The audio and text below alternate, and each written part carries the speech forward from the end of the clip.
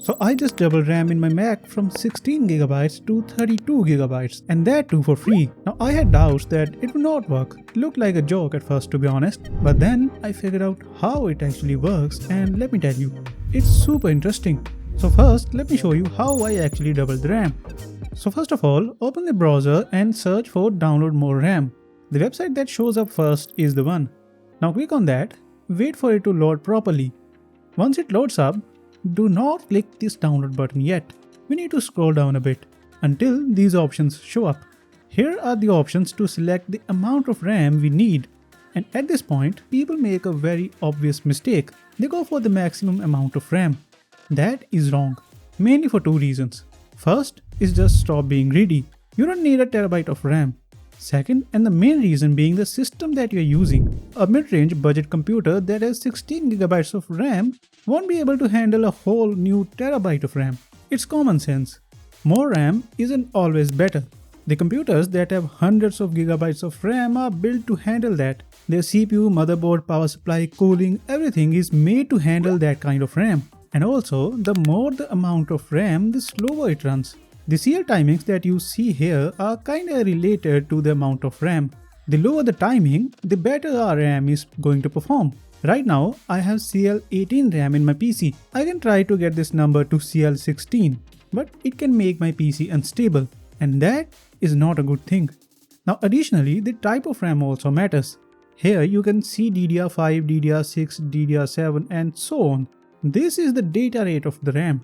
If your system isn't compatible with DDR5 RAM, it won't work. Like here in my PC, I have DDR4 RAM. So it won't work here, but I have a MacBook Air M4 as my main computer, and that does support this thing. So here I'm going to select 32GB, as my MacBook Air M4 can handle 32GB without any problem. So here I'm going to click on this button, give it some time, and it's almost done. Now I said almost because now I have to restart my Mac, otherwise it won't recognize this newly added RAM. So now after the restart, let me open the settings app, go to general, about, and here it is, 32 gigs of RAM, doubled from 16 to 32. Super easy. Now let's address the elephant in the room. This seems like a joke. How can downloading RAM be a real thing, and that too for free? Well, I thought the same until I figured out how it actually works. It's very interesting, let me show you. So this whole thing uses AI to do this, in a good way. AI made this whole RAM situation worse, and now AI is helping us to recover from this. When I clicked the download button, the AI started communicating with the processor in my Mac. Now see, I can't talk with my MacBook's processor. It understands binary, not English. But the AI does know how to communicate with it.